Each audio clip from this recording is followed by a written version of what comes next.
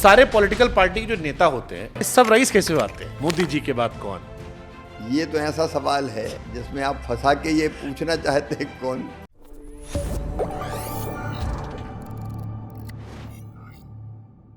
मोदी जी के बाद सबसे प्रभावशाली नाम आपको क्या लगता है? क्योंकि आजकल बड़ी क्यूरियोसिटी लोगों में है, मोदी जी के बाद कौन? ये तो ऐसा सवाल है जिसमें आप फंसा के ये पूछना चाहते हैं कौन।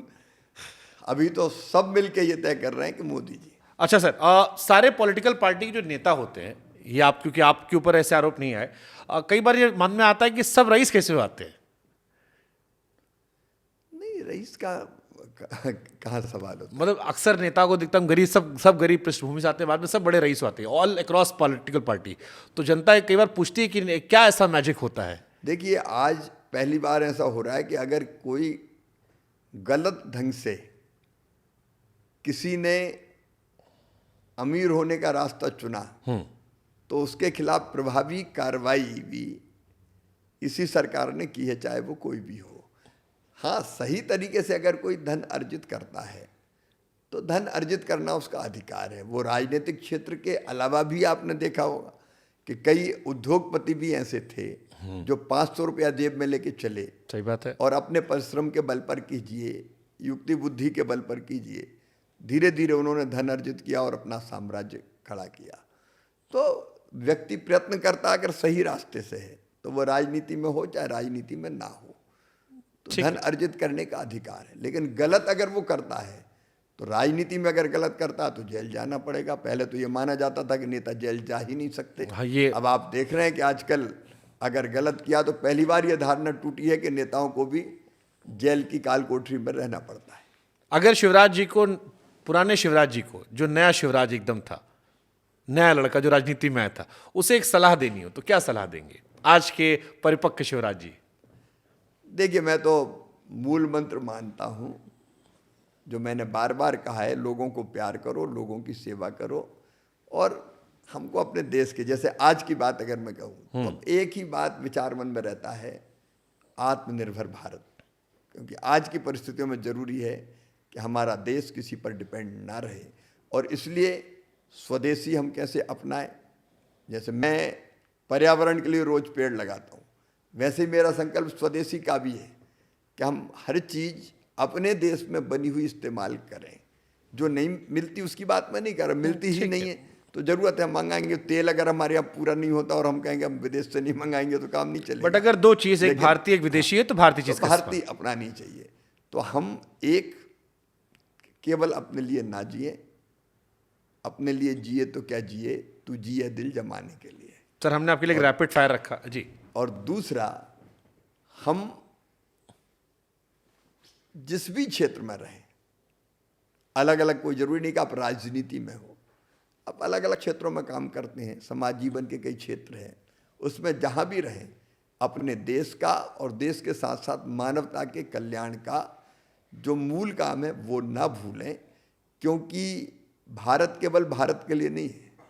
मैं आज कह रहा हूँ आपसे, स्वामी विवेकानंद ने कभी कहा था, सुदीर्घ रजनी समाप्त हुई जान पड़ती है, महानिशा का अंत निकट है। जो अंधे हैं वो देख नहीं सकते, जो बहरे हैं वो सुन नहीं सकते, लेकिन मैं स्पष्ट रूप से देख रहा हूँ कि भारत माता एक बार फिर से अंगड़ाई लेके खड़ी हो रही है और विश्व गुरु के पद पर अधिष्ठित हो रही है। मेरा अपना विश्वास है कि आज के उथल पुथल के दौर में, जब दुनिया में कई देश एक दूसरे के खून के प्यासे हो रहे हैं, भौतिकता की अग्नि में दग्ध विश्व मानवता को शाश्वत शांति के पथ का दिग्दर्शन अगर कोई कराएगा तो भारत कराएगा। वैसे भारत के निर्माण में अपना सहयोग दें। मैंने अभी उमा भारती जी का इंटरव्यू किया था। उमा भारती जी से मैंने एक सवाल पूछा, उन्होंने बताया कि उन्होंने मंत्रालय छोड़ दिया था। तो मैंने पूछा क्यों छोड़ा, तो उन्होंने एक अच्छी बात कही, मैं इस पर आपकी भी राय लेना चाहता हूँ। उन्होंने कहा कि इस देश को नरेंद्र मोदी जी की ज़रूरत है, वो उन्हें बहुत पसंद करती हैं, लेकिन वो मोदी जी को पसंद नहीं करती हैं। तो मैंने क्यों, पसंद भी करती हो नहीं भी करती हो, कहीं जिस परिस्थिति में भारत है इसे मोदी जैसा एक नेता चाहिए। मैं नापसंद इसलिए करती हूँ कि मैं बड़ी अक्खड़ हूँ, मेरा अपना मिजाज है, रोक टोक मुझे पसंद नहीं थी। तो मैंने कहा जब ये चले जाएंगे, अमित शाह या कोई और आएगा, तब मैं वापस लौट आऊंगी, अभी मैं अपना गंगा जी में लगा रही हूँ। अब मेरा आपसे ये समझना है कि इन दोनों बातों कैसे आप देख रहे हैं? देखिए, मैं तो एक ही बात देखता हूँ कि Modi ji man of ideas, Modi ji ने कभी एक दिन भी विश्राम नहीं किया। मोदी जी को मैंने 24 घंटे काम की धुन में देखा है। मुझे मोदी जी से पहली बार मिलने का अवसर मिला जब मैं सांसद बना था। किस साल में? 1992, 1992 की बात है। डॉक्टर मुरली मनोहर जोशी जी राष्ट्रीय अध्यक्ष थे बीजेपी के, और एकता यात्रा कन्याकुमारी से कश्मीर तक श्रीनगर के लाल चौक पर तिरंगा झंडा फहराने के लिए निकाली जा रही थी। तो उसके प्रभारी थे मोदी जी, और उस यात्रा से यूथ को जोड़ने का जिम्मा मुझे मिला था। केसरिया वाहिनी का, ब्रिगेड का मैं राष्ट्रीय संयोजक बनाया गया था, और तब मैंने मोदी जी को पहली बार देखा।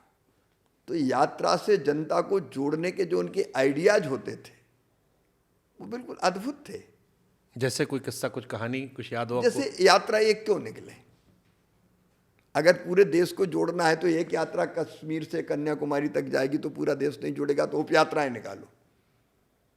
अगर मध्य प्रदेश से होके डॉक्टर जोशी गुजर रहे हैं तो एक यात्रा बालाघाट से निकले, एक यात्रा जबलपुर से निकले, एक यात्रा कहीं मुरैना से निकले, अलग अलग जगह से होती हुई पूरी मत्ती हुई और जनता को जोड़ती हुई जानी चाहिए। ऐसे एक नहीं अनेकों आए, और उसमें उप यात्रा फिर निकलना शुरू हुई। तो ऐसे एक नहीं अनेकों आइडियाज थे उनके पास। उसी समय मैंने एक चीज़ और देखी कि ऊपर से मानना था कि मोदी जी बड़े कठोर से दिखते हैं।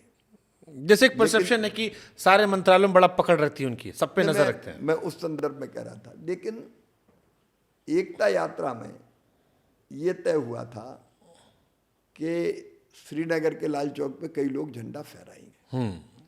उनकी यात्रा के काम में जो कार्यकर्ता लगे थे उनका भी सपना था, जिनने कई दिन लगाए, महीनों लगाए, और उनके अब मन में भी यही था कि नहीं, हम लाल चौक में श्रीनगर में जाके तिरंगा झंडा फहराने के साक्षी बनेंगे। लेकिन उस समय परिस्थिति ये बनी कि यात्रा को बीच में रामबन के आसपास रोक के हेलीकॉप्टर से डॉक्टर जोशी जी और 5 लोग जाएंगे जिनमें मोदी जी सम्मिलित थे, और वो झंडा फहराएंगे तय हो गया।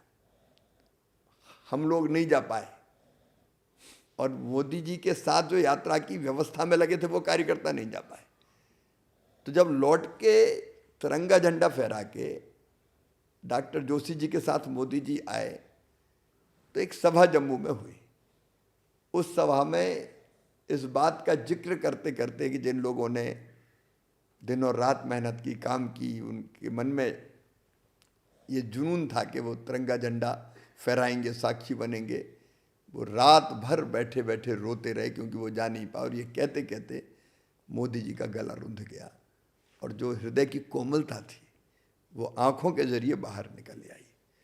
तो उनके साथ काम करने के बहुत अनुभव है, और मैं मानता हूँ कि ऐसा नेतृत्व मिलना वास्तव में देश के लिए सौभाग्य है। मैं एक सवाल, कि आपने एक पर्सनल जिक्र कर दिया, पूछ रहा था मैं। हर आदमी को सफलता दिखती है कि आदमी यहाँ पहुँच गया, सबके अपने एनालिसिस होते हैं। आपका क्या नज़रिया है कि नरेंद्र मोदी जी, क्योंकि हम उनकी पुरानी तस्वीरें देखते हैं, उन्होंने अपने आप को बहुत चेंज किया है, भाषा सीखी, अपने आप को अंदाज बदला, बहुत सारी चीज़ें सीखी।